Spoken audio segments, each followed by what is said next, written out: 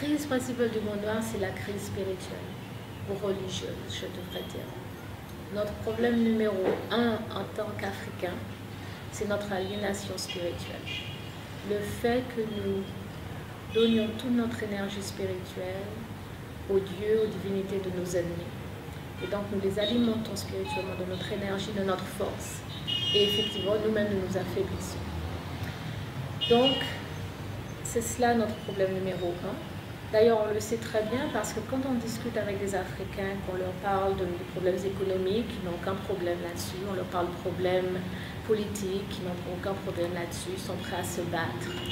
Et quand on aborde la question religieuse, la question de notre adhésion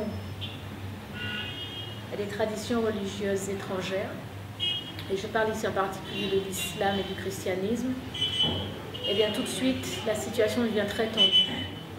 Et les discussions pratiquement impossibles, puisqu'à la limite, on peut même se faire lyncher ou tuer quand on problématise Jésus ou Mohammed. Quand on pose la question de la pertinence de ces deux personnages pour les Africains, tout de suite, le problème est énorme. Et cela montre bien que c'est bien là le nœud de la question. Et tant que nous n'aurons pas résolu cette question, tant que nous ne serons pas libérés, purifiés de Jésus, de Mohammed, il nous sera très très difficile, à mon avis impossible, de nous remettre debout. Alors il y a des Africains qui disent que Jésus et Mohammed sont universels, que leur message est universel. Il y en a même qui remontent à l'Égypte et qui vous expliquent que le christianisme et l'islam sont en fait nés en Afrique et que ce sont donc en fait des traditions religieuses africaines et que par conséquent il n'y a aucun problème à ce que les Africains soient musulmans ou chrétiens. Alors la réponse à cela est simple. Il est très probable, il est fort probable que ces deux religions-là effectivement emprunté certains éléments à la tradition africaine. Cela a déjà été démontré, donc on ne revient pas là-dessus. Mais la vraie question, c'est de répondre très honnêtement à pourquoi est-ce que les Africains sont chrétiens ou musulmans aujourd'hui, en 2015. Et la réponse à cette question est tout aussi évidente, à savoir que si nous sommes chrétiens ou musulmans, c'est en raison d'une défaite. C'est parce que nous avons été combattus et que nous avons été battus que nous sommes aujourd'hui chrétiens et musulmans, ou musulmans. Et donc, accepter ces religions-là, qui nous ont été imposées donc, par les gens qui nous ont fait la guerre et qui nous ont battus, c'est en fait accepter notre défaite. Donc, si l'on est prêt à se résigner à ce statut, qu'on le dise honnêtement, mais qu'on ne cherche pas à embellir l'affaire sous couvert d'universalité. Il n'y a rien d'universel au christianisme, il n'y a rien d'universel à l'islam. L'islam, ce n'est rien de plus ou de moins que du nationalisme arabe. On le voit, par exemple, quand on vous dit que Allah parle arabe, c'est du nationalisme arabe. Quand on vous dit que les Arabes ont de la chance, justement parce que Allah parle arabe, ça veut dire que moi qui ne parle pas arabe, je n'ai pas de chance. Je ne suis pas cette relation privilégiée avec Allah. Et c'est bien vrai, puisque je ne suis pas arabe. Je ne veux pas, je ne tiens pas à avoir de relation privilégiée avec Allah. Allah, c'est le Dieu des musulmans, des Arabes, qu'il en soit ainsi, ça ne me gêne pas. Ce qui me gêne, c'est quand on essaie de m'imposer Allah sous couvert qu'Allah est un Dieu universel. Allah n'est pas un Dieu universel, c'est le Dieu des Arabes. Il a été créé par les Arabes pour répondre à leurs besoins d'unification et de consolidation. C'est tout. Le christianisme, c'est la même chose, avec Constantin qui en 325 décide de réunir le concile de Nicée parce que pour des raisons politiques de consolidation de l'Empire romain, il a besoin d'une religion et il le fait. On est encore une fois en plein nationalisme occidental, européen, blanc. Quand vous regardez les détails, vous voyez bien que ces religions-là ne sont pas des religions qui ont été faites pour les Africains. En fait, au niveau théologique, il y a d'énormes différences entre la religion africaine et ces religions-là. Par exemple, la religion africaine ne croit pas en cette notion d'enfer et de paradis, ça n'existe pas pour nous. Alors évidemment, les chrétiens ont inventé ça pour nous terrifier et pour continuer à nous contrôler. L'islam aussi croit au paradis et à l'enfer. Quand on regarde les détails de leur enfer et de leur paradis, on voit encore une fois leur empreinte culturelle, ethnique, profonde. L'islam vous dit que si vous êtes un homme pieux, vous allez au paradis, vous allez avoir 72 vierges blanches. Je me pose la question de savoir si les musulmans noirs, si leur rêve, c'est de passer l'éternité à copuler avec des femmes blanches.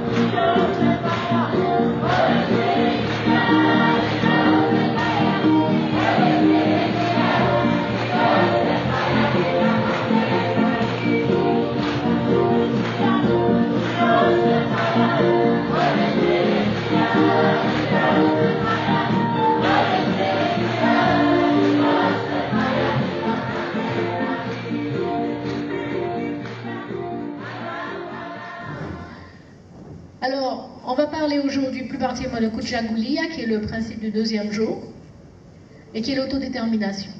Alors, encore une fois, il y a une situation qui est, à mon avis, très claire, à moins que l'on souffre de cécité, et que nous sommes en fait sous domination blanche.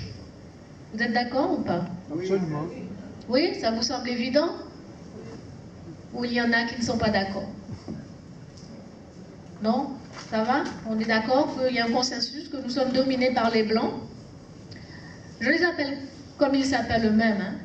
On peut jouer les Européens, les Occidentaux, les leucodermes, les machins, les métropolitains, j'ai horreur de ça. On les appelle les Blancs, ce sont eux-mêmes qui se sont appelés comme ça, d'accord? Donc on les appelle les Blancs, comme ça l'affaire est claire. Et du fait qu'on soit dominé par ces gens-là, et bien évidemment, nous ne contrôlons plus bien des aspects de notre existence. D'accord? Donc, Kuchagoulia s'impose parce qu'il nous faut maintenant reprendre nos existences en main. Alors, quand on regarde le cas de la Guadeloupe en particulier, on voit que c'est une colonie française. En fait, depuis 1635, nous sommes sous le joug français, nous sommes contrôlés par les Français. On a changé de nom, on a été colonie, on a été territoire, département. Qu'est-ce qu'on est maintenant? région, je ne sais pas quoi, enfin bref. Vous êtes sûr qu'ils vont changer le mot, le nom d'ici quelques années. L'idée, c'est toujours de changer pour donner l'illusion d'un changement, mais la réalité profonde demeure la même, à savoir qu'on est sous domination économique, n'est-ce pas? On sait qui a le pouvoir économique en Guadeloupe. Quand on a vu les événements du LKP et qu'on voyait, on nous montrait à la télé les rencontres entre patrons, on voyait bien de quelle couleur étaient les patrons, n'est-ce pas? Quand vous allez à Jarry, vous voyez bien qui est-ce qui contrôle Jarry. Ce n'est pas nous. Pourtant, nous formons la majorité de ce pays numérique, mais nous ne contrôlons pas l'économique. Il y a une domination politique. Alors, évidemment, on nous invite à aller voter pour ceci, pour cela, mais on sait très bien que les décisions politiques importantes ne sont pas prises ici. Vous êtes d'accord? C'est pris à Paris, c'est pris à Bruxelles, mais nous sommes en fait manipulés, les décisions sont prises pour nous. La domination au niveau éducatif, ça c'est très clair, nous ne contrôlons pas ce que nous apprenons dans les institutions scolaires. Moi, j'ai appris nos ancêtres les Gaulois. Certains d'entre vous ont dû apprendre ça aussi. Je ne sais pas ce qu'on apprend aujourd'hui, mais je sais qu'on n'apprend pas de choses sur nous-mêmes. Et je le sais parce que je parle à des enfants qui semblent encore plus ignorants que nous-mêmes nous l'étions à l'époque. Je parlais à une petite fille qui avait à l'époque 8 ans, il y a à peu près 2 ans de cela, et elle me disait qu'elle n'avait aucun concept, aucune idée, aucune connaissance par rapport au fait que s'il y a des Africains en Guadeloupe aujourd'hui, c'est à cause de l'esclavage. Elle n'avait jamais entendu parler de ça. Elle m'a dit, nous, en Guadeloupe, on a toujours été là. Et je lui ai dit, mais non, on n'a pas toujours été là. Et elle était vraiment perplexe. Une petite fille qui a 8 ans. Alors vous imaginez, vous grandissez, vous ne savez même pas que vous venez d'Afrique, vous ne savez même pas les sévices terribles que vos ancêtres ont subis et les sacrifices qu'ils ont faits pour que vous soyez là. Donc imaginez ce que ça fait de vous en tant qu'individu, n'est-ce pas? Et c'est ce que nous subissons. Par contre, nous apprenons toutes leurs histoires. Si on vous demande à un enfant de nommer 10 pays d'Europe, ça va se faire très facilement. Mais si, ou des départements de France, ou je ne sais pas quoi, des villes, mais si on demande à ce même enfant de nommer 10 villes africaines, ça va être une catastrophe. Vous êtes d'accord? Alors, ils vont peut-être vous dire, moi je ne sais pas, je ne sais même pas ce qu'ils pourraient dire. Hein. Est-ce qu'ils pourraient m'en donner une seule? Est-ce que nous-mêmes qui sommes là, nous pouvons nommer 10 villes africaines? Nous les adultes. Si on essayait. Libreville. Hein? Libreville. Libreville, ok, Libreville, au Gabon. Dakar, au Sénégal. Abidjan, en Côte d'Ivoire. Djemana, au Tchad. Hein? Kinshasa. Soweto. Okay. Lomé, au Togo. Quoi donc? Ouagadougou, à Burkina Faso. Bamako, au Mali. Niamey, au Niger. Cotonou, au Bénin. Douala. Douala, au Cameroun. Harare, au Zimbabwe. Bah ouais. C'était un peu laborieux. Mais on y est arrivé quand même. Maintenant, parce qu'on a des connaissances, mais alors imaginez qu'on refasse cet exercice-là dans la rue. Vous voyez, ça va être une catastrophe. Mais c'est une catastrophe organisée, délibérée, systématique. Vous comprenez? Parce que les choix qui sont faits de ce qu'on va apprendre ou ne pas apprendre sont évidemment des choix politiques qui, encore une fois, ne sont pas pris en Guadeloupe. C'est pour ça qu'on est dominé politiquement. Donc nous, bien sûr, qu'est-ce qu'on fait hein? Qu'est-ce qu'on fait? Parce qu'on fait un constat d'ignorance, mais qu'est-ce qu'on fait? Évidemment, on peut faire des choses. On a une domination alimentaire aussi. Ils décident pour nous de ce qu'on va manger. Beaucoup de sucre, beaucoup de graisse, beaucoup de sel. Ils décident pour nous des produits chimiques dont ils vont empoisonner notre sol et notre eau, etc. N'est-ce pas? Donc, ils décident pour nous que ce dont nous avons besoin, c'est des McDo, que quand on arrive à l'aéroport Aimé Césaire en Martinique, on a un KFC qui vous attend. Et on voit les résultats, bien sûr, au niveau de l'obésité, des problèmes de santé, etc. Au niveau sanitaire, ils nous imposent aussi leur conception de la santé, les médicaments qu'on doit prendre, etc., etc. Au niveau esthétique, ils nous imposent aussi leur vision de ce que c'est qu'être beau ou être belle. Et on voit les catastrophes, des millions de dollars et d'euros qu'on dépense pour essayer de ressembler à autre chose qu'à ce qu'on est. Il y a une domination symbolique, je vais y revenir, une domination mythique, c'est-à-dire que nous sommes, encore une fois, bombardés par leurs mythes, par leurs symboles. Et comme on est dans cette période dite de Noël, et bien voilà, ce sont des symboles, ils nous saturent de leurs symboles, et c'est aussi comme ça qu'on occupe votre imaginaire. Alors le Père Noël qui est là, n'est-ce pas, qui a un bon blanc débonnaire, qu'est-ce qu'il a au dos? Non, il a des cadeaux. Il a des cadeaux. Alors il a des cadeaux, et ça renforce quoi? Ça renforce le mythe du blanc généreux. Voilà, le bon père blanc qui vient donner des cadeaux. Ok? Qui passe par la cheminée. Alors il n'y a pas de cheminée en Guadeloupe, mais c'est pas grave, on va en créer dans notre imaginaire. Hein? Ça viendra. Il n'y a pas de neige, mais on va aussi imaginer tout ça dans notre imaginaire. On est colonisé, votre imaginaire est colonisé. Mais ça, vous voyez, c'est aussi un exercice de propagande extrêmement efficace parce que cela permet de neutraliser l'image du blanc voleur, l'image du blanc prédateur, l'image du blanc criminel qui est occultée. Et on nous présente plutôt cette image du bon blanc, le bon père blanc qui vient vous remettre des cadeaux. Et en plus, qui est aussi posé en position d'autorité, puisqu'il décide qui mérite un cadeau. Alors, si vous avez été bien gentil, vous aurez un cadeau. Le blanc va vous donner un cadeau. Et si vous n'avez pas été gentil, si vous avez été insolente, si vous avez posé de mauvaises questions, si vous avez refusé de répéter que vos ancêtres étaient les Gaulois, si vous avez refusé de dire que pendant l'esclavage, finalement, c'était pas si mal que ça, vous n'aurez pas de cadeau. Le blanc a décidé, il n'y a pas de cadeau pour vous parce que vous avez répondu. D'accord? Les sapins, c'est pareil. Il n'y a vraiment pas vraiment de sapin qui pousse en Guadeloupe, mais c'est pas grave. Tout le monde a son sapin. Hein? Et puis évidemment, là à côté, c'est quoi? C'est les rennes. Hein, des bêtes qui viennent de climats très froids. Mais qu'à cela n'en tienne, si vous allez en Haïti aujourd'hui, il fait 35 de moyenne. Vous allez voir, ils ont mis au-dessus de l'aéroport Toussaint Louverture des rennes en paille. Vous voyez?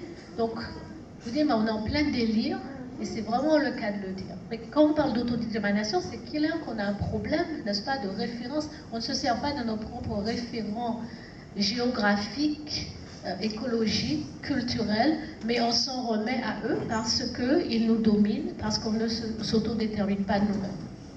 Donc, leur symbole, leur mythe nous statue. Évidemment, cela renvoie à la question fondamentale, enfin presque fondamentale, de la domination mentale, parce qu'on est dominé mentalement, donc on n'arrive même pas à se rendre compte à quel point on est ridicule.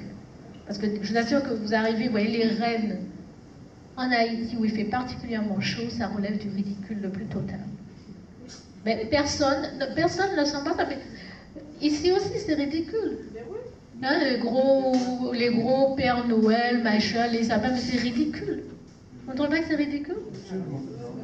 C'est ridicule. J'étais en Afrique, j'étais au Sénégal au mois de décembre dernier, et c'était pareil. De gros sapins avec de la neige artificielle en plein Dakar.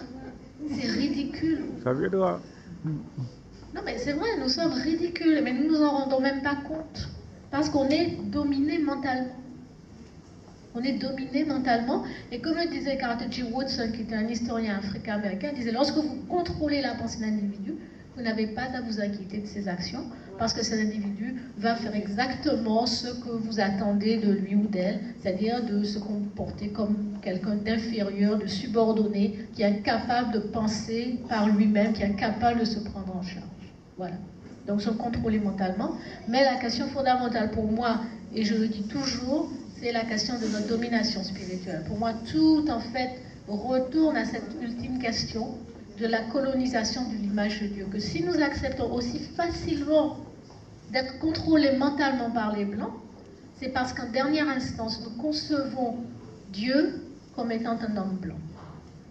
Et donc, il nous est extrêmement difficile de remettre en question l'autorité du blanc sur Terre, parce que pour nous, cette autorité terrestre reflète en fait un ordre cosmique que l'on ne peut pas remettre en cause. Est-ce que vous me suivez?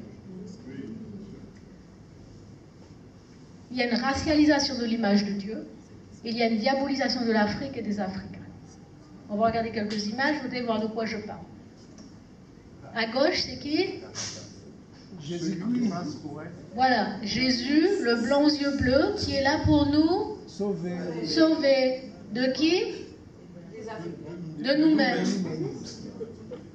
Ça a un sens, ça? C'est pas ridicule? Est-ce que vous pensez avoir un cerveau normal et vous pouvez dire des bêtises comme ça? Qui est-ce qui nous a kidnappés en Afrique? Qui est-ce qui nous a torturés en Afrique? Qui est-ce qui nous a amenés ici contre notre gré, qui nous a lynchés, qui nous a violés, qui nous a castrés, qui nous a fait travailler pendant 219 ans sans nous payer jour et nuit, qui nous a pendus, qui nous ont enterrés dans des trous qu'on a fouillés nous-mêmes, ils laissaient juste notre tête dehors qu'ils recouvraient de miel pour que les fourmis et les abeilles viennent nous manger et nous tuer. Qui est-ce qui nous a fait ça? Ce sont des Africains. Qui est-ce qui nous a fait ça? C'est des gens qui ressemblent à ce type-là. Et pourtant, on insiste qu'il est là pour nous sauver. Et nous, on accepte ça. Mais c'est quoi notre problème? Ce problème, c'est d'autodétermination. Vous voyez? Alors avec ça, il y a toute une gamme. Hein. Il y a les anges blancs. Si vous êtes gentil, vous allez les rencontrer un jour. Et puis, il y a la Vierge Marie, la mère de Jésus, qui est tout aussi blanche, n'est-ce pas? Et si aussi vous êtes gentil, vous pouvez avoir des apparitions de ces jours. Hein? Et voilà, aller en pèlerinage au Carmel, je ne sais pas quoi, le 15 août, parce que soi-disant la Vierge blanche est apparue à quelque illuminé. On est en pleine folie, on est en plein délire. Vous voyez, on est vraiment en plein délire. Et c'est pour ça qu'il est question d'autodétermination. Comment est-ce qu'on reprend en main notre propre capacité à raisonner, à comprendre, à interpréter la réalité pour que ça ait un sens pour nous en tant qu'Africains? Ça n'a pas de sens de penser que Jésus peut nous sauver, qu'un blanc puisse nous sauver. Si nous avons besoin d'être sauvés de quelque chose, c'est bien des blancs d'eux-mêmes. Alors comment est-ce qu'un blanc va nous sauver d'autres blancs? Non, mais vous voyez ce que je veux dire? Si un pitbull est en train de me manger, vous pensez que je vais attendre un autre pitbull qu'il vienne me sauver? Non, l'autre pitbull va se passer aussi à table et me déchiqueter encore davantage. Et pourtant, on n'arrive pas à voir ça. On n'arrive pas à comprendre ça. On est toujours tourné vers le bon blanc. On attend le Père Noël avec ses cadeaux. On a vraiment un problème de crise culturelle. C'est ce qu'on appelle la philosophie du chasseur de la préhistoire. Cela veut dire que l'homme de la préhistoire tuait d'abord un animal dans un rite magico-religieux, et une fois qu'il avait tué, il était convaincu qu'il avait tué. Nous, en ce qui concerne l'humanité, on nous aliène d'abord. Une fois qu'on nous a aliénés, nous pensons que tout le monde peut faire tout ce qu'il veut. D'autant que c'est les autres qui écrivent notre histoire pour nous. Donc, l'erreur que nous commettons souvent, et on veut nous la faire soumettre, c'est de faire croire que, oui, en fait, finalement, tout le monde est pareil, et tous les hommes sont pareils, mais c'est-à-dire que les Occidentaux ont ceci de particulier que ce qui est bien, c'est eux qui sont les seuls à le posséder. Ce qui est mauvais est réparti dans l'humanité et pire chez les autres. Les Européens ont développé une rhétorique de la domination qui leur a permis d'instaurer une dichotomie simpliste, comme beaucoup de leurs dichotomies, entre eux qui sont bons, beaux, sacrés et divins, et nous les Africains qui sommes mauvais, laids, parce que diaboliques. Donc vous avez une équation entre le blanc qui est divin, donc on sait très bien que le bon Dieu chrétien, c'est un grand blanc à barbe blanche, etc. Son fils Jésus, on sait à quoi il ressemble. Et puis il y a nous de l'autre côté, dans notre noirceur diabolique, etc. Et les blancs sont là pour nous sauver de nous-mêmes. C'est toujours là avec nous cette question d'esclavage mental. On est toujours en plein dedans. Que si vous allez à Fort-de-France à la cathédrale, eh bien, à l'intérieur, on voit que la Marie blanche, les anges blancs, le Jésus blanc, tout est blanc dedans. Et tout le peuple noir qui les adore. Qui est assis, agenouillé. Donc, maintenant, quand c'est malsain même. C'est plus que malsain, ça engendre des comportements serviles, des comportements inférieurs, n'est-ce pas? Et qui font qu'en fait, nous ne nous percevons pas comme étant sacrés.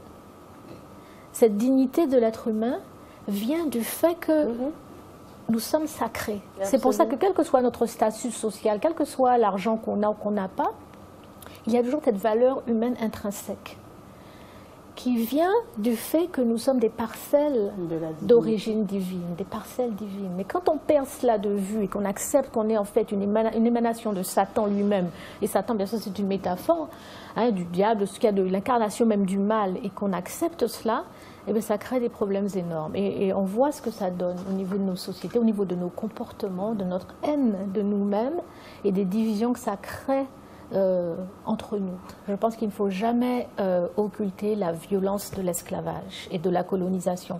Il y a une violence physique, et puis il y a aussi, c'est-à-dire qu'on vous inculque des choses à coups de fouet et à coups de pied, et puis il y a la violence symbolique.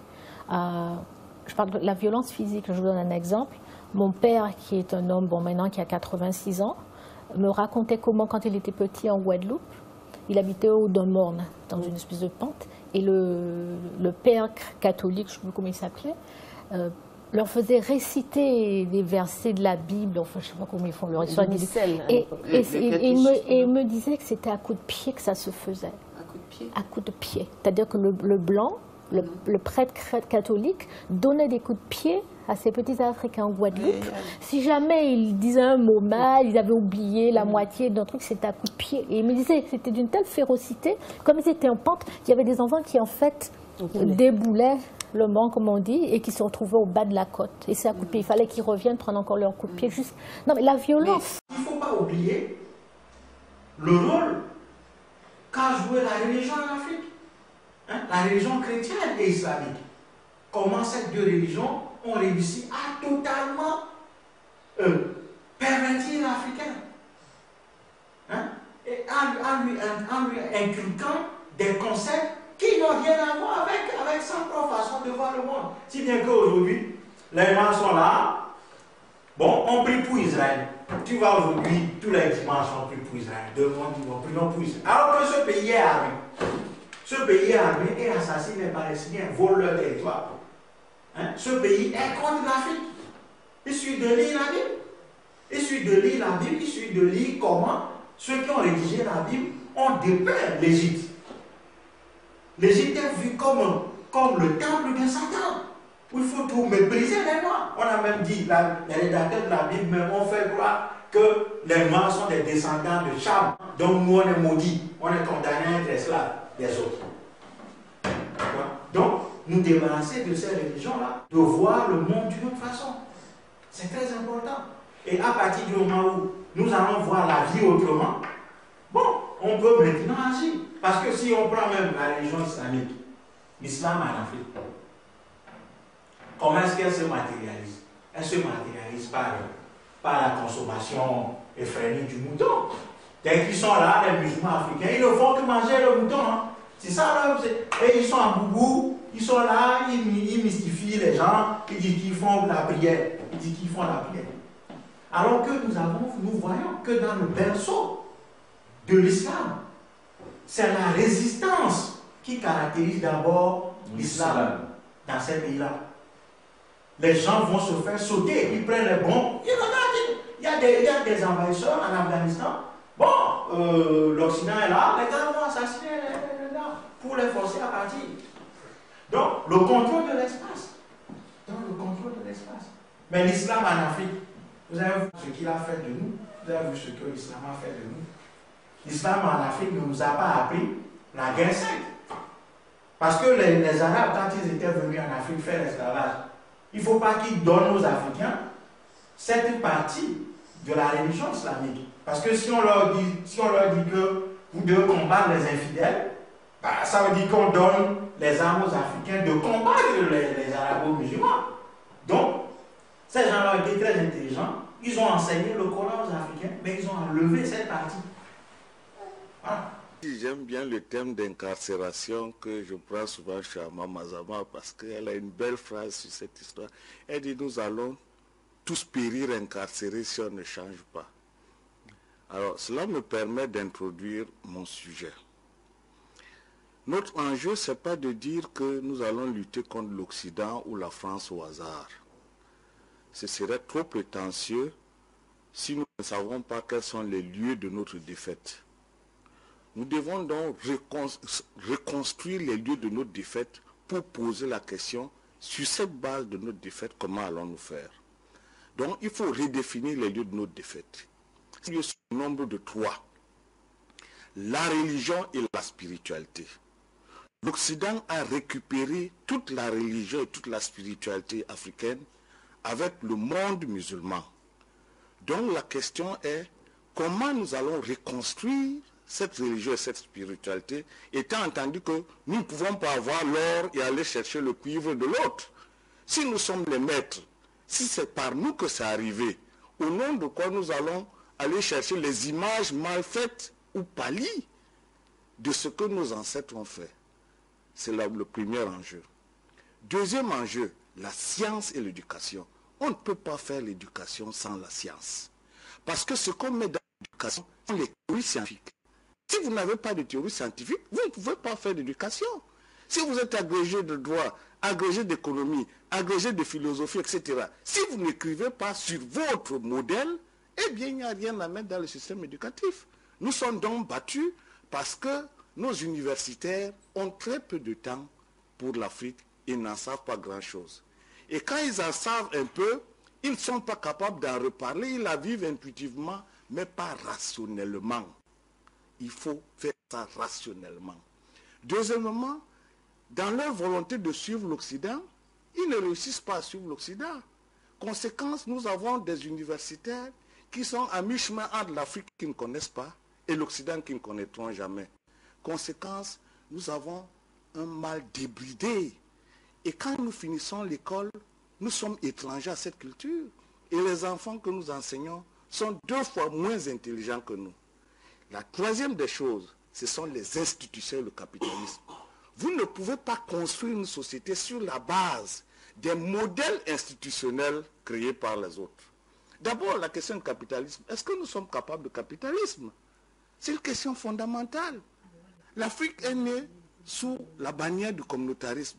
Mais des Africains prétendent être capitalistes, c'est-à-dire être capables de détruire la communauté, de fonctionner comme l'Occident. Mais il y a plus. L'Occident, pour aller chercher son capitalisme, il est violent. Il détruit. Allons-nous chercher le capitalisme de l'Occident pour prétendre construire l'Afrique? Vous voyez, le drame dans les débats africains, c'est que personne n'a résolu ces questions, mais tout le monde dit on va lutter contre le système néocolonial. Vous voulez lutter contre le système néocolonial, vous ne savez rien de tout ça? C'est donc ça l'enjeu. Je reprends donc d'abord la question de la religion.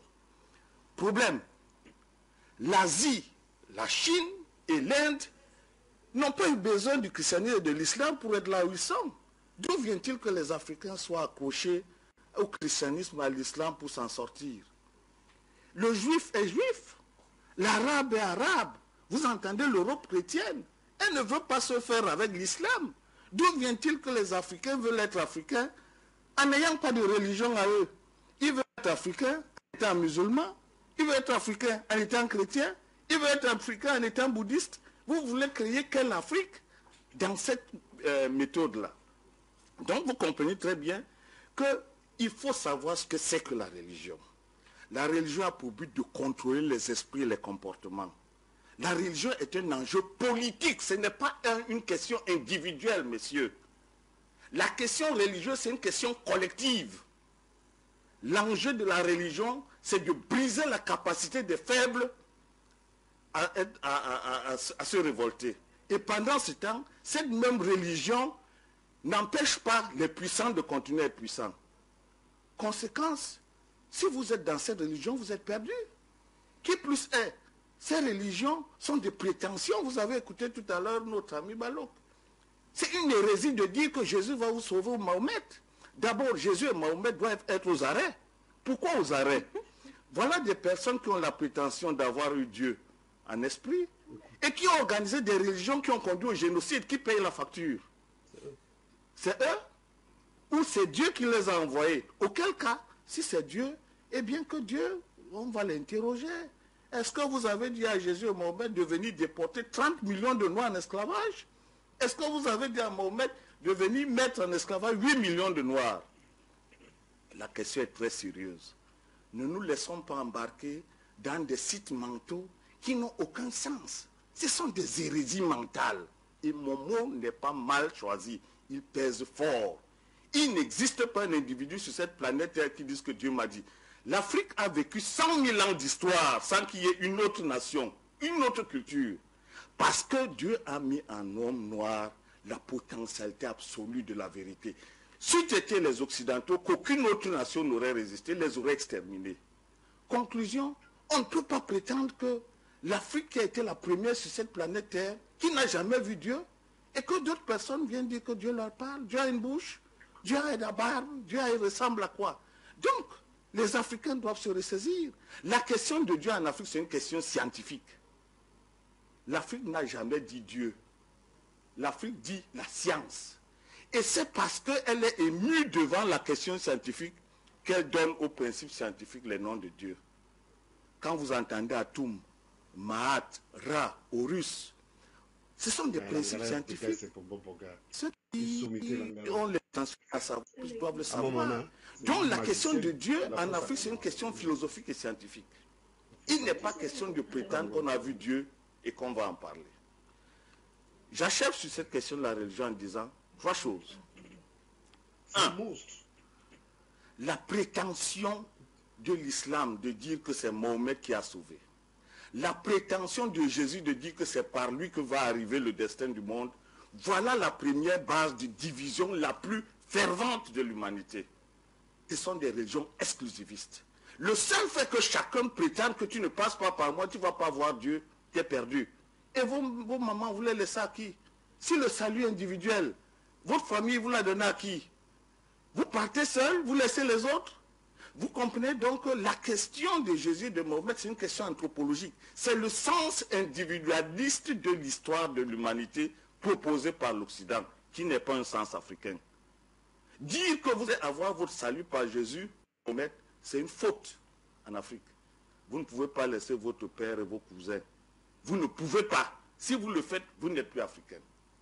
Maintenant, la deuxième question, c'est la science. La science.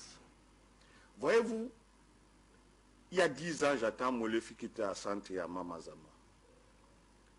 Mais la nature a voulu que j'ai fini d'écrire tous les livres, toutes les théories. Je dis toutes les théories. J'ai écrit la théorie économique. J'espère qu'elle va apparaître. La sociologie africaine. La théorie du droit. Le savoir africain. La religion africaine. Parce que j'avais le sentiment que ne pas résoudre cette question, c'était une méprise. Sur quelle base allions-nous fonder notre capacité à enseigner nos enfants sur d'autres bases, sans ces livres-là? Voilà la raison pour laquelle ces livres ont été écrits. Là-bas, c'est marrant de la théorie du tout. Parce que j'ai le sentiment que la grande théorie que les physiciens de ce siècle cherchent, la théorie du tout, comment rassembler l'infiniment petit à l'infiniment grand, c'est les Africains qui l'ont trouvé. C'est la déesse égyptienne Maat qui représente la forme spirale qui anime l'énergie dans tout le monde entier, dans l'univers. C'est pour ça que l'enfant est couché dans votre ventre sous la forme d'une spirale. C'est pour ça que vous voyez les galaxies en spirale. C'est pour ça que vous voyez les coquilles en spirale. C'est pour ça que tout en spirale. Quand vous ne voyez pas la spirale, c'est tout simplement que la spirale s'est éteinte. En vous permettant, par exemple, vous, Madame Tada, de grandir, vous ne voyez plus que vous êtes faite d'une spirale. Et c'est là l'enjeu. Vous qui êtes assis avec moi, c'est ça l'ordre de l'univers pensé par les Africains. Mais ce n'est pas une question simple. Parce que dire que l'univers est fondé sur une spirale, il faut non seulement avoir des observations, mais il faut avoir la science de ces observations. Et la cosmologie a été la première activité, l'astronomie des Africains. C'est sur la base de l'astronomie que l'Afrique s'est construite. Parce que le mouvement en spirale que vous voyez, il est fondé sur deux forces qui s'opposent. Une force de gravitation qui empêche l'univers d'avancer. Mais en même temps, cette force de gravitation qui s'oppose à la force d'expansion de l'univers, c'est la même force qu'on retrouve chez les humains, entre l'homme et la femme. La lutte tous les jours entre un homme et une femme sont fondées sur la même loi. C'est-à-dire que l'homme, dans sa capacité à vouloir s'étendre, même philosophiquement, est retenu par une femme assise sur des conceptions fortes. On va faire ça. Ne réfléchis pas au hasard. Donc ce sont ces mêmes forces qui sont reportées de l'infiniment petit à l'infiniment grand. C'est sur cette base-là que j'ai écrit tous ces livres-là. La théorie du droit. Comment la théorie du droit se précise? Eh bien, en Afrique, il n'y a pas un catalogue de 1000 articles où quand vous avez tué quelqu'un ou bien quand vous avez commis l'adultère, on vous dit article 15, vous êtes emprisonné. L'Afrique ne connaissait pas les prisons. Pourquoi l'Afrique ne connaît pas les prisons? Parce que les humains étaient préparés avant qu'ils deviennent méchants ou mauvais. C'est la raison pour laquelle les empires africains du Moyen-Âge et les empires égyptiens n'avaient pas de prison. Parce que les peuples étaient pacifiés et ne croyaient pas du tout en la guerre comme une chose sérieuse. Donc il y a une question qui revient toujours en Afrique, on vous dit, ah, mais pourquoi si vous étiez une grande civilisation, vous êtes tombés? Mais nous sommes tombés parce que nous étions civilisés. Est-ce que vous, Madame Tada, un voleur qui vient vous prendre et vous faire tomber, sérieux? Donc, nous étions une nation civilisée et nous ne préparions pas la guerre comme un genre. C'est les peuples assaillants et barbares qui sont venus attaquer des peuples civilisés. Et c'est parce que les Africains n'avaient pas du tout la capacité de se défendre, parce qu'ils ont fait des millénaires dans un ton pacifique qu'ils ont été battus. C'est la seule raison qui explique, puisqu'au XIVe siècle, XVe siècle, l'Empire du Mali redevient la première puissance mondiale. L'Égypte a été la première puissance mondiale avant le 5e siècle. Pendant le Moyen-Âge, l'Afrique redevient la première puissance mondiale. Donc nous sommes en train de reconquérir la troisième phase de la puissance mondiale.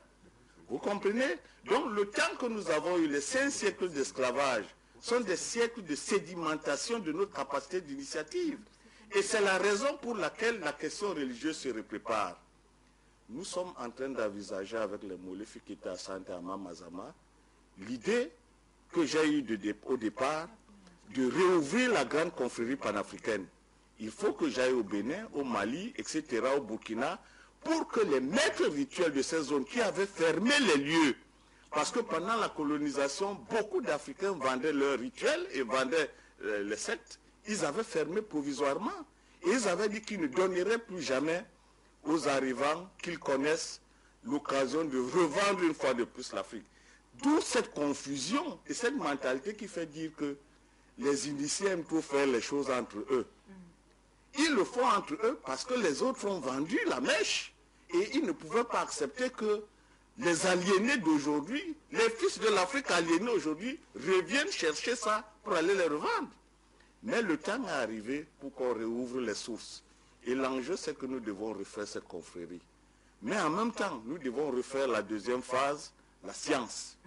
Les livres sont achevés. Ama Mazama et Molefi Kete ont déjà fait une bonne part de théorie. J'ai lu leurs livres. Si nous fondons l'essence de tous ces livres-là, que nous mettions ça en compulsion, en les traduisant, comme a dit Molefi, en anglais, en arabe, en portugais, pour que les Africains se rendent à l'évidence que le temps est arrivé. Je voudrais, avant de quitter la parole, préciser que nous sommes les maîtres de l'univers. Nous ne revendiquons pas de culture. Nous ne sommes même pas en train d'égaliser les cultures. Moi, en ce qui me concerne, je me le fais avec. La question n'est pas est-ce que nous avons une culture, est-ce que les autres ont une culture, puis est-ce que l'Inde a une culture, et que nous soyons en train d'agréger toutes les cultures. Non, nous sommes les maîtres, nous sommes les instructeurs.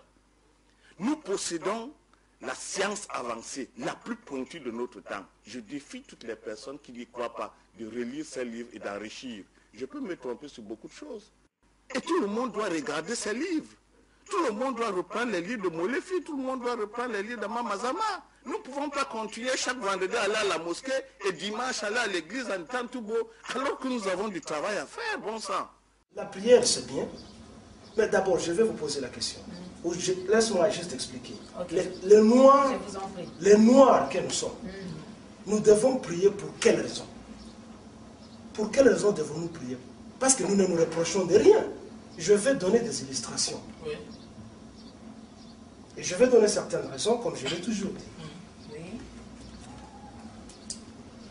Toutes les églises, mais plus particulièrement l'église chrétienne, se basent sur un seul mot, le péché. Qu'est-ce que le péché? C'est le mal. N'est-ce pas? En gros, ceux qui ont commencé la colonisation au monde,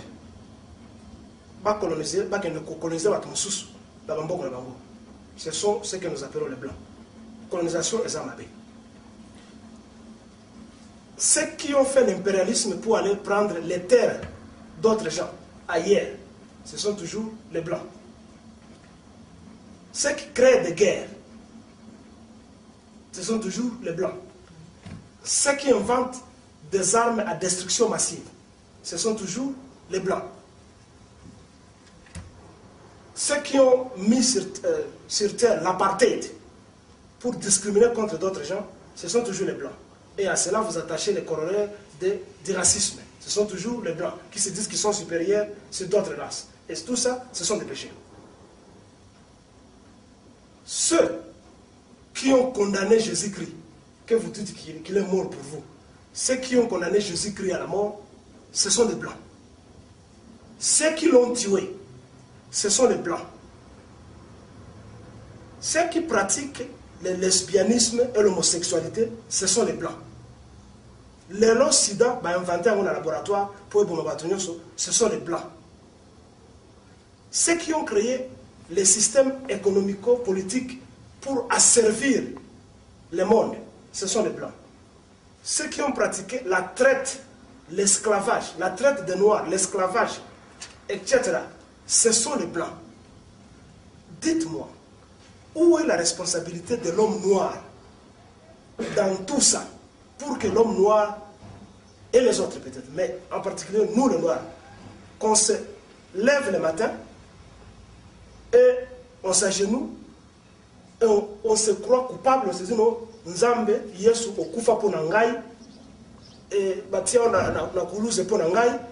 Où est la responsabilité de l'homme noir dans la mort de Jésus-Christ? Nous ne sommes pas responsables.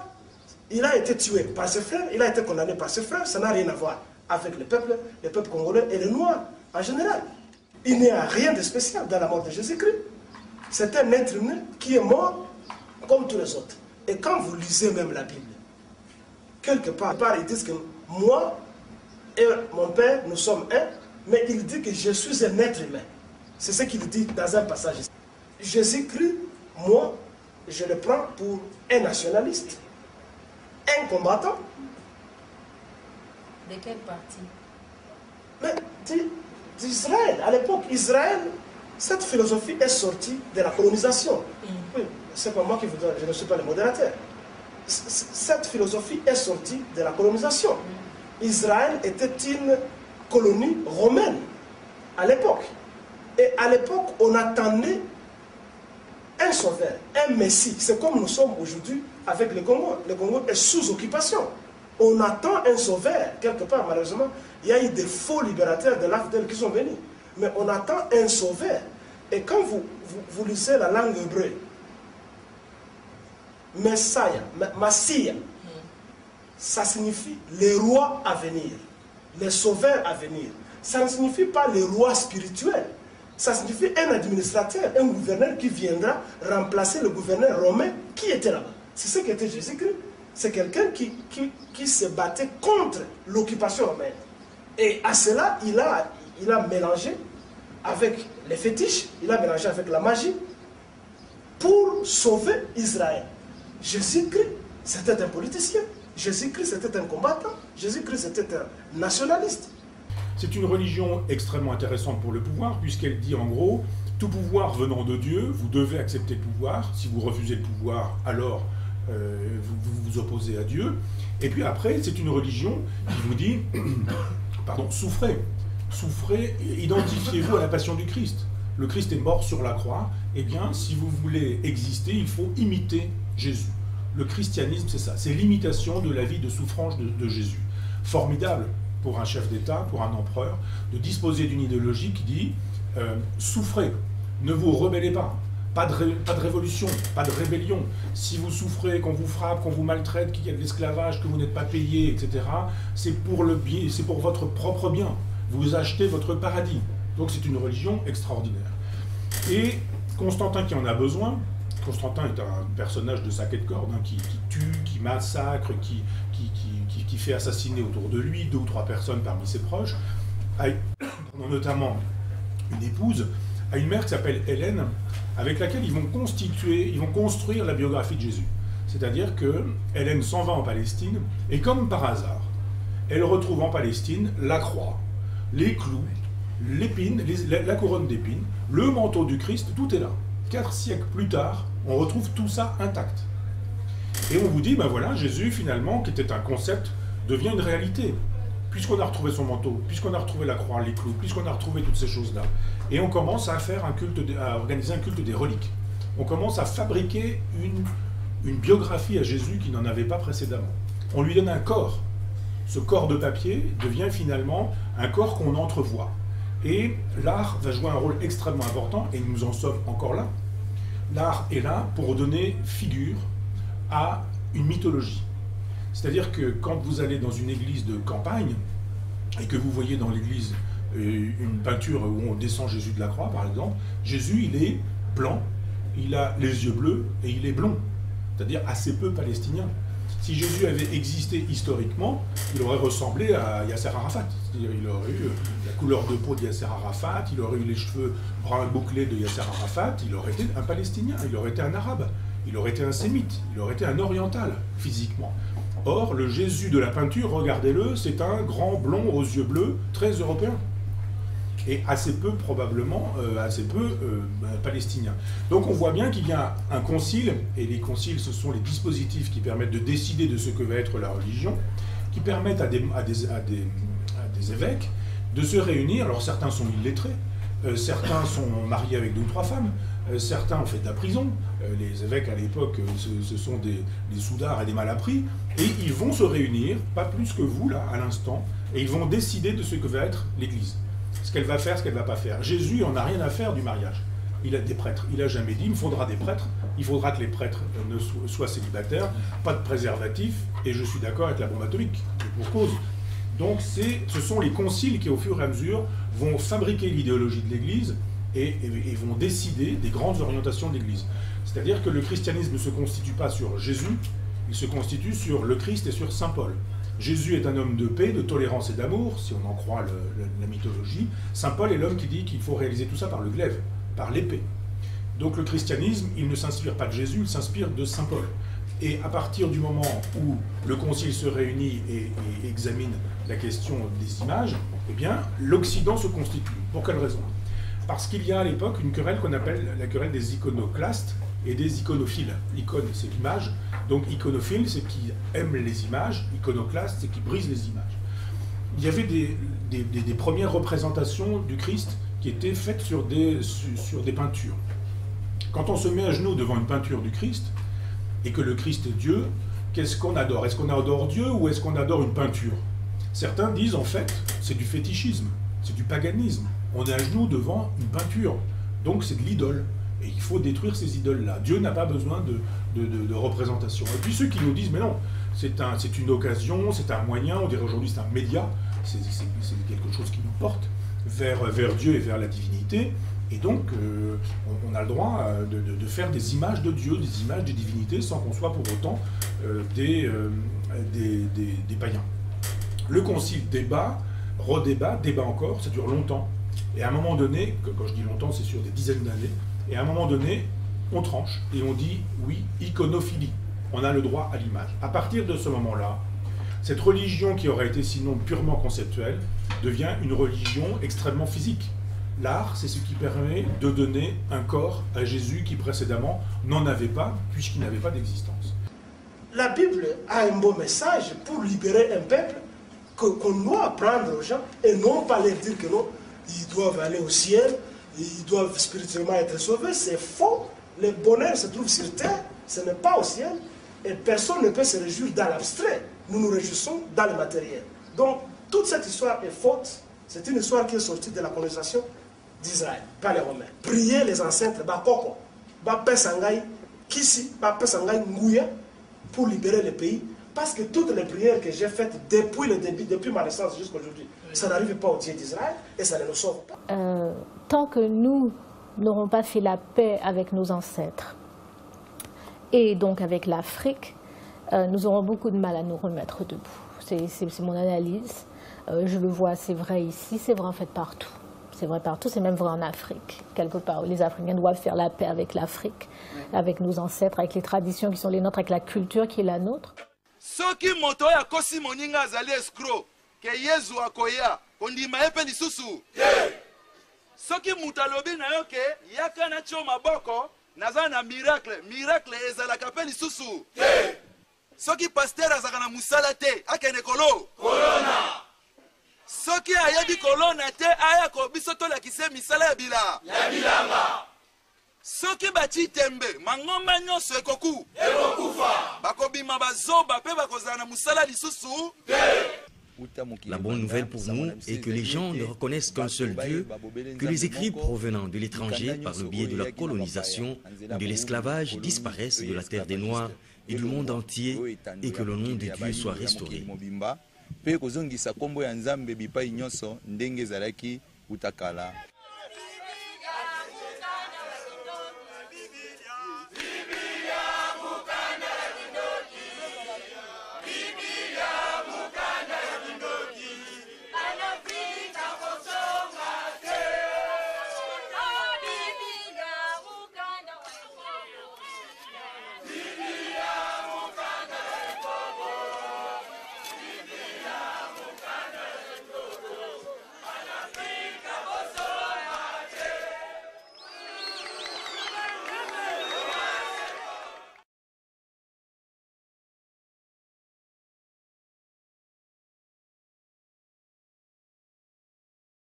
Soki Bibilia epasuki boka mwape yango pamba te Bibilia yango moko elobi musala na yango ete na Roma 3 Romains 3 verset 9 oya kotia tembe po ani bapasoli Bible azwa Bible na ye afungwa na Romains 3 verset 9 akomona ke mosala ya ba juif na ba grec ezali empire ya masumu loko ezali empire ya masumu elati bato na nzoto biso pe toboya yango nde yango topasoli Bible ke ezali empire ya masumu pamba te Yesu ye moko bakomelaki roi des juifs kasi azalaki roi ya bakongole pe bayindo pe mokolo moko lokola Biblia elobi balongola te babakisa pe te biso pe tolongoli tolandi oyo bango moko balobi ke ezali empire ya bato ya masumu biso tozali na posa. Nous voulons que tous les Noirs voient le chemin du salut, qu'ils abandonnent les églises des étrangers, qu'ils cherchent vraiment le chemin de la vie. L'église dans laquelle nous nous trouvons appartient à tous les Noirs d'Afrique. Pour que nous ayons notre propre indépendance spirituelle, il faut que tous les Noirs regagnent les églises de leurs ancêtres. C'est pourquoi nous appelons tous nos frères noirs qui prient dans les églises étrangères et qui sont égarés en cherchant le salut, de retourner à leur source. C'est ainsi que nous aurons le salut, l'indépendance spirituelle que nous cherchons. J'ai reçu l'appel de Dieu de mes ancêtres. Je suis congolaise, j'ai mes origines au Congo. Je ne peux pas prier un autre Dieu là où on me parle de l'esprit. On ne me dit pas comment était mon ancêtre, on ne parle que des Juifs dans ce livre et non de mes ancêtres.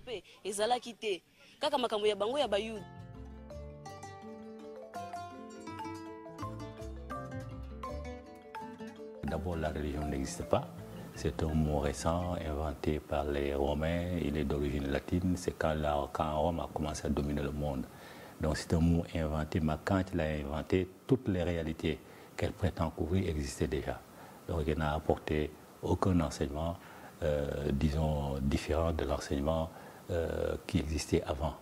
et que par conséquent, il faut l'effacer au détriment, au profit plutôt de la tradition. C'est seule la tradition qui existe. Et que si on pose en Africain la question de savoir si la religion existe en Afrique, elle va elle-même se poser des questions avant de répondre. Parfois même, elle va dire non. Mais si on lui demande si la tradition existe en Afrique, il n'aura aucune hésitation, il dira oui. Donc c'est qui prouve que, effectivement, le mot religion est utilisé pour s'aimer la zizanie, entre guillemets, pour tromper les gens, parce qu'on oppose religion et tradition. Or, les deux termes couvrent exactement la même réalité. Et donc, j'ai dit, nos traditions, elles sont antérieures à toutes les autres traditions.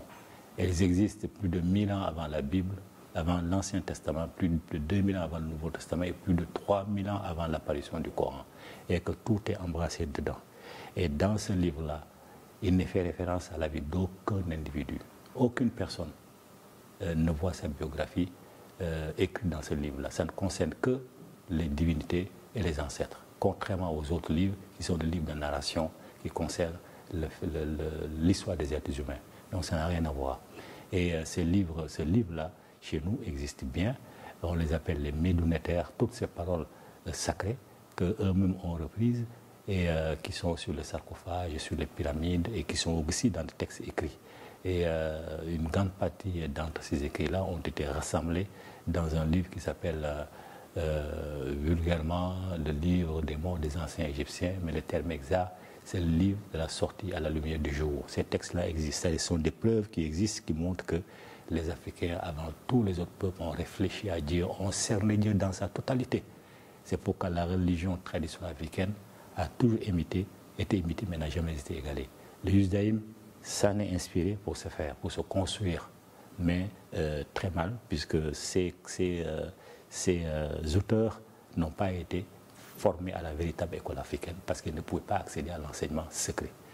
Le christianisme est venu, s'est greffé sur la Bible pour se faire, l'islam est venu et s'est appuyé sur les deux pour se construire. Donc personne ne peut comprendre le Coran s'il ne dit pas la Bible. Et les musulmans, malheureusement, ont la paresse de faire ce travail intellectuel. Certains pensent même que c'est un péché que de retourner à la Bible. Et ça, c'est dommage. Plus les populations resteront ignorantes de leur véritable tradition, mais plus l'islam va proliférer, va prospérer, et eux aussi, ils vont en tirer avantage, parce qu'il n'y aura pas de contestation. Mais un Africain qui est formé à l'école africaine n'acceptera jamais la résignation. La résignation n'existe pas chez nous. C'est chez les autres qui existent, qui mettent toujours tout sur le compte de Dieu. Si on a un mauvais président, c'est Dieu qui l'a amené, on va supporter qu'il parte. Sauf quand ça chauffe, que les gens se révoltent. Mais on le supporte parce que c'est Dieu qui l'a amené pour nous. Alors pour nous, dans la tradition africaine, ce n'est pas Dieu qui choisit, ce sont les ancêtres qui choisissent. Et quand on déçoit les ancêtres, on paye cash. Donc ils le savent, c'est pourquoi ils ne retournent pas en arrière. Ce n'est pas dans leur intérêt. Religion, culture, tradition, mœurs et coutumes, c'est exactement la même chose. Ces mots revêtent les mêmes réalités, il n'y a aucune différence. Quand on parle de cultures africaines au pluriel, on ne parle pas d'islam au pluriel, on ne parle pas de christianisme au pluriel. Il y a des sensibilités différentes dans le christianisme. Catholique, protestant, témoin de Jéhovah, etc. L'islam, c'est pareil, sunnite, mouride, sunnite, chiite, laïenne, etc. Mais le tronc commun, c'est exactement la même. C'est l'enseignement du Coran qui est suivi. Dans le christianisme, c'est l'enseignement de la Bible qui est suivi. Dans nos traditions, ce sont les mêmes valeurs qui circulent. L'unicité de Dieu, dans toutes les traditions, du Sénégal jusqu'en Afrique australe, l'unicité de Dieu. L'unicité plurielle de Dieu, c'est-à-dire qu'il est à la fois partielle de totalité. Il est la force vitale. Il est androgyne. La complémentarité entre la femme et l'homme, pas l'égalité, mais la complémentarité. La réincarnation, le culte des ancêtres, l'écologie sacrée, le totémisme, du Sénégal jusqu'en Afrique australe, sont les mêmes réalités. Les mêmes réalités. Maintenant, il peut y avoir des manifestations diversifiées. Au Bénin, l'animal sacrificiel qui est d'habitude utilisé dans le golfe du Bénin, c'est la chèvre. Dans le Sahel, c'est le mouton. Ce sont ces choses-là seulement qui changent. Et parce que les langages sont différents, on s'adresse aux ancêtres d'une langue qui est différente de celle du voisin. Mais la même manière dont on s'adresse aux aux ancêtres. Dans la case sacrée ou dans le bois sacré, partout en Afrique du Sénégal, en Afrique australe, c'est exactement la même. Les pangols, le vaudou, le komo, ce sont les mêmes réalités qui sont incluses. Et ces pratiques-là sont des cultes qui sont ancrés dans la tradition africaine. Il n'y a pas de culture africaine au pluriel, il n'y a qu'une seule culture africaine au pluriel avec des manifestations diversifiées. Ce qui trompe les gens, c'est ça. Les Ndiaye du Sénégal sont les Diarra du Mali, ils ont le même totem. Les uns sont Wolof, les uns sont Bambara. On peut dire qu'ils sont différents comme peuple, ce n'est pas vrai. Les gays du Sénégal et les Nkrumah du Ghana, les Doumbia du Mali, c'est exactement la même chose. Les Diop du Sénégal, les Traoré du Mali, c'est la même chose. Les Ngom et les Mbo du Sénégal sont les mêmes que les Mbo et les Ngom de l'Afrique centrale. C'est les mêmes peuples. Tout simplement qu'il y a eu des branches qui sont diversifiées, qui sont allées s'installer ailleurs, mais qui ont gardé les points fondamentaux communs. Il n'y a pas plusieurs cultures africaines, il n'y en a qu'une seule. La vision du monde de l'Africain est fondamentalement différente de la vision du monde du judéo-chrétien et de l'islam. C'est une vision du monde. Et dans cette vision du monde, définit la politique, définit l'économie, définit les relations des humains entre eux. Cette vision du monde qui définit cela. Voilà pourquoi les relations entre les hommes, la politique et l'économie ne peuvent pas être de la même manière, de la même nature partout dans le monde.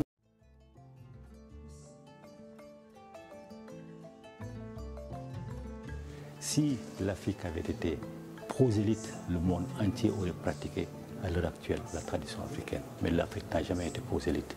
Ce sont les autres qui sont venus à l'école africaine. Ils sont déplacés pour venir depuis Abraham concernant les Hébreux. Abraham est venu en Égypte. Il a appris en Égypte. Abraham n'était pas circoncis. Quand on n'est pas circoncis, on ne peut pas entrer dans les secrets de la tradition africaine. Jamais.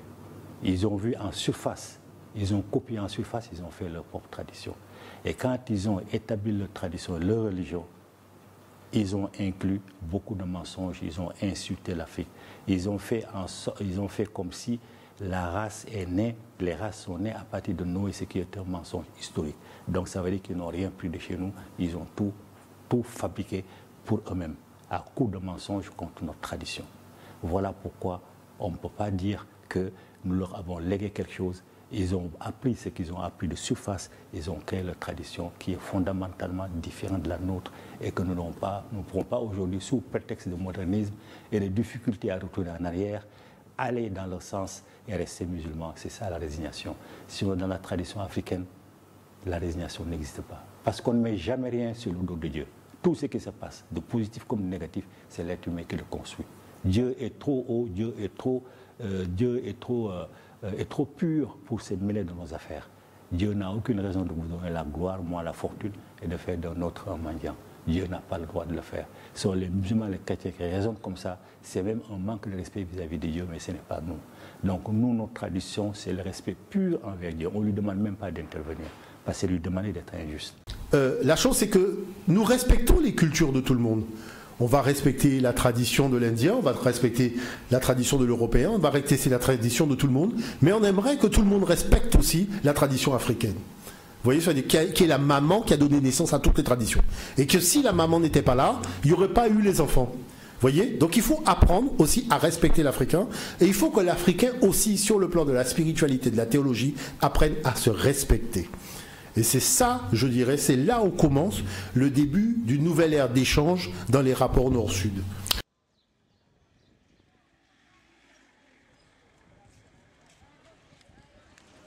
Toute la jeunesse africaine, je suggère vraiment avec force qu'elle se mette à la lecture de Cheikh Anta Diop, qu'elle organise des débats autour d'elle pour informer ceux qui n'ont pas accès aux livres dont elle a pris connaissance, aux cassettes documentaires dont elle a pris connaissance.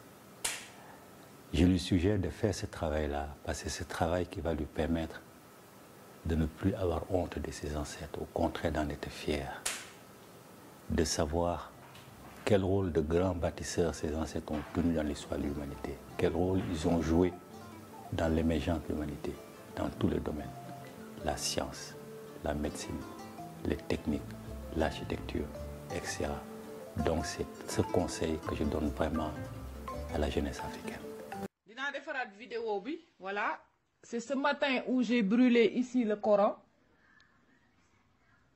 En tout cas, c'est parti vers Dieu. Le Coran, il est parti vers Dieu, parce que je l'ai brûlé ici ce matin. Le Coran et la Bible, au nom de tous nos ancêtres noirs qui n'ont jamais été d'aucune religion, en sachant que l'islam a été introduit chez nous, en sachant que le christianisme, le catholicisme a été introduit chez nous. Alors moi, mon message, c'est mon livre. On me donne l'autorisation et le droit de le détruire pour montrer notre racine, donc je l'ai fait. Je n'ai pas retrouvé la vidéo parce que je n'ai pas enregistré quand je suis partie de là pour aller de l'autre côté. Je n'ai pas enregistré de suite et j'ai enchaîné une deuxième vidéo. Mais moi, Abi, je vais refaire une autre vidéo pour vous montrer que voilà, je recule devant rien. Et l'image doit rester sur ma page Facebook que je dois balancer aussi souvent que possible. Voilà, ça fait partie de ma face de book. Parce qu'on me prépare un livre par rapport à tout ce que je publie en vidéo, par rapport à tout ce que j'écris, comme on prépare ma face de book de ma vie par rapport à Google. Donc, je dois refaire cette vidéo. Même là, j'ai réuni quelques livres que j'avais, qui me restaient du Saint-Coran. Voilà, le Saint-Coran tout petit. Ici, j'ai le Wird Salatul Fatiha.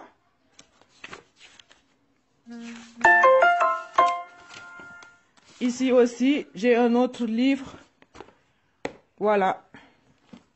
Pour faire le Wasifa, j'ai ce livre de Cheikh. Pour faire le Wasifa et celui-là pour faire la Fatiha, le Wird Salatul Fatiha. Et ici, j'ai le Saint-Coran français traduit en français. Mais le gros livre que j'avais avec la Bible, c'est ça que j'ai brûlé ici comme signe de nos ancêtres. Voilà, que l'islam a été introduit en Afrique, chez nous, dans les Noirs. On n'était pas d'aucune religion. On était connectés avec la terre, nos ancêtres. Et ça allait très très bien et nous vivions en paix. Et depuis que l'Occident a ramené, introduit le christianisme et toutes les autres religions chez nous, Dieu m'a chargé de détruire toutes ces religions pour montrer la preuve que toutes ces religions, ils ont été salies. Dieu, il n'est pas sale, il est pur, il est parfait, il est lumière. Voilà, c'est pour ça que j'ai tout brûlé. Et je vais le refaire, Inch'Allah. Parce que là, j'ai plus de grands livres. Il me faut le livre du Coran et il me faut aussi la Bible pour que je puisse le refaire. Voilà, en direct. Ça, c'est le message pour l'Afrique. Aujourd'hui, je me lève avec un message pour mes frères et sœurs qui se trouvent actuellement en Afrique. Je parle directement au continent mère, je parle directement à la terre, je parle directement à vous tous, mes frères et sœurs qui y êtes encore en ce moment. C'est à vous que je suis en train de parler. Vous comprenez en fait, Africains, que vous courez derrière des croyances inutiles. Parce qu'à l'heure actuelle, là, quand les colons sont arrivés, ils sont venus avec la Bible. Ce qu'il faut que vous compreniez en fait. Les colons là, ils ne sont pas venus seulement en leur nom. Ils étaient venus au nom de l'État français. C'est ça qu'il faut que vous compreniez. Ce n'est pas juste des religieux qui sont venus nous donner la parole. Hein. Non. C'était une organisation étatique. C'est ça qu'il faut que vous compreniez. Une organisation étatique qui sont arrivés jusqu'à chez nous pour, entre guillemets, nous donner la religion. S'ils étaient venus et qu'ils avaient essayé de nous donner la religion de manière pacifique, là, à l'heure actuelle, nous serons encore tous dans nos coutumes. Tous. Parce qu'on aurait tous dit non. Oh, pourquoi tu viens pour me faire croire à ta croyance, entre guillemets? Or qu'à l'heure actuelle, il y a mes frères en Afrique. C'est à vous que je suis en train de parler là maintenant. Vous là qui êtes encore derrière Jésus-Christ blanc là.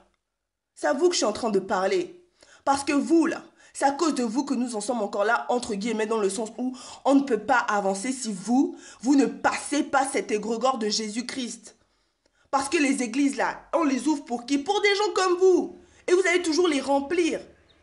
Les pasteurs là qui du jour au lendemain croient qu'ils ont eu comment ça s'appelle un appel divin. C'est pourquoi? C'est parce qu'il y a des gens comme toi qui existent. Parce qu'il y a des gens comme toi qui ont besoin, entre guillemets, de se faire rassurer. Vous vous rendez compte quand même que y a des frères en Afrique qui pensent sincèrement que de toute façon, comme si la vie sur cette terre ne valait pas la peine, tu vois. Donc comme ils sont pauvres ici, là ils disent que oui, non. Quand ils iront au paradis, ils auront tout, ils seront à côté de Dieu, ils seront à la droite de Dieu, etc.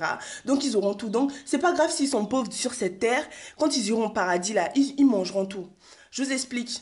Je suis en train de parler aux Africains à l'heure actuelle. Vous vous trouvez au paradis. Vous vous trouvez au paradis à l'heure actuelle. Quand tu regardes le nombre, la diversité d'animaux qu'il y a, quand tu regardes la diversité de plantes, de faune, de flore, quand tu regardes des grands fleuves, quand tu regardes les cours d'eau, etc. Si tu regardes un petit peu la description de ce qu'est le jardin d'Éden, là, tu sauras que c'est l'Afrique. Donc tu y es là maintenant tout de suite. Donc si tu crois que tu vas mourir sur cette terre pour aller quelque part au paradis, là, non, non. Tout ce que tu fais là, c'est juste attendre la mort. C'est ça en fait. C'est juste attendre la mort. Moi, j'aimerais savoir si un jour, Bill Gates, ou bien quelqu'un qui est déjà devenu riche, a dit qu'il était devenu riche au nom de Jésus-Christ. J'aimerais savoir.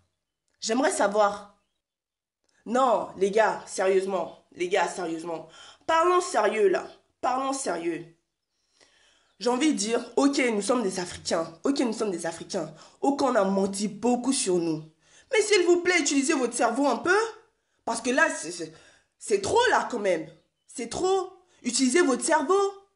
Parce que j'ai l'impression, en fait, que vous attendez, en fait, que les gens réfléchissent pour vous. Vous attendez que les gens réfléchissent pour vous. Et en plus, il y a des frères qui disent, oui, mais si on arrête de suivre Jésus-Christ, on va suivre qui maintenant? Non, là...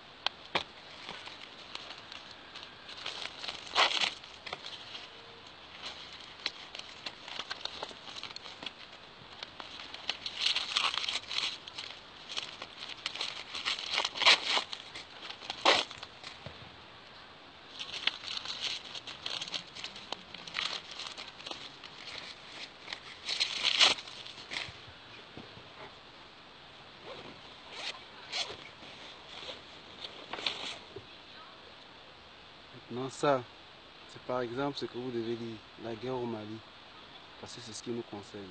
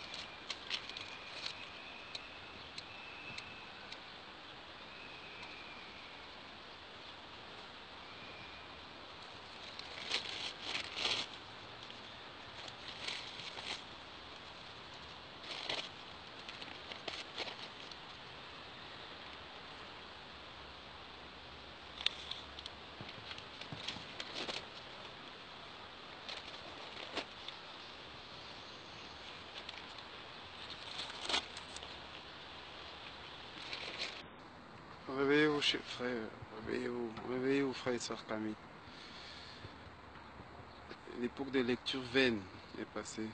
L'époque des lectures, on lit juste pour lire, on croit juste pour croire. C'est passé. Réveillez-vous. Cette vidéo, c'est pour tous les chrétiens, tous les Africains. Réveillez-vous, les Africains. Notre pays est en train de mourir. C'est pour cela que je vais vous faire une vidéo. Regarde. Ça. La Bible. Nouveau Testament. Machin. C'est des conneries. Arrêtez de croire à ça. Hey, ça c'est du n'importe quoi, la Bible. Tu vois? L'Afrique est en train de mourir à cause de ça. C'est pour cela, moi, je vous montre la différence. Regarde. Regarde. Je sais pas, c'est des conneries, ça. POC! Ok? La Bible, je sais pas quoi, le bordel. Faut le mettre à la poubelle en Afrique. Faut qu'on arrête. Nouveau Testament, poubelle. Kill Jesus, walk Jesus, fuck Jesus. Hey, les Africains, arrêtez de croire à la Bible. Hein. Maintenant, vous arrêtez vos conneries. Parce que l'Afrique est en train d'être pillée. Ils ont pillé l'Afrique. Ils ont mis des murs. Et nous, on va croire à la Bible. Cette Bible. Regarde, moi, je les déchire. Et je l'assume. Parce que l'Afrique est en train de mourir, putain. Vous croyez Bible, Nouveau Testament. Allez, poubelle. Donc, ce que je vais faire, c'est que je vais brûler cette croix de la plus simple des manières. Quoi qu'elle fasse, elle va prendre.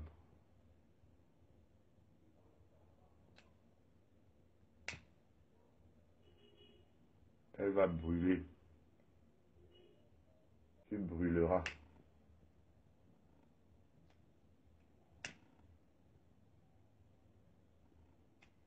Je vais trouver. Tu brûleras. Quoi qu'il arrive.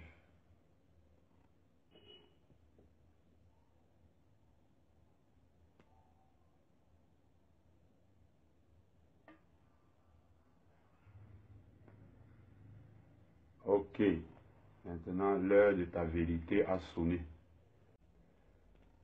D'aucuns vont me dire que je suis un démon. Mais moi, je vais leur répondre que, effectivement, le démon, c'est pas moi. Le démon, c'est celui qui divise les êtres humains. Je ne sais pas comment les Noirs peuvent se permettre de lire un tel livre et dire que c'est en ce livre qu'ils trouveront la rédemption, qu'ils trouveront Dieu, qu'il est le Fils de Dieu, d'après un livre. Alors je suis obligé de brûler cette croix avec tout son Jésus, afin que tout le monde voit. Je suis sûr que beaucoup de personnes vont voir cette vidéo dès le départ et diront que ça a refusé de brûler parce que Jésus est fort. Vous pouvez aussi dire que je suis le démon. De ce côté, ne vous inquiétez pas, j'en ai l'habitude. J'en ai déjà pris cher. Je suis Toum, en un. Ra, conçu par le Nun. Je suis le fils du soleil. Et je n'ai peur de rien, car je respecte la volonté de Ra, qui est tout puissant.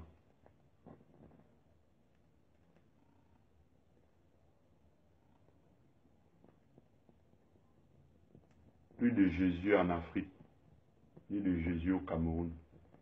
La mort de Jésus, c'est aujourd'hui. Il n'existe pas dans mon vocabulaire.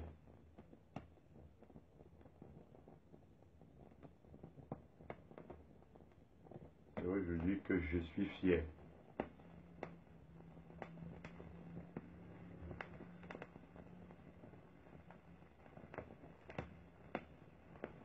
Jésus a brûlé. Il a pris feu. On me dira que je suis un diable. Moi, je dirais non. Car je maîtrise à la perfection ce que je fais. C'est fini. Il n'y a plus rien. Jésus est mort. Adieu Jésus.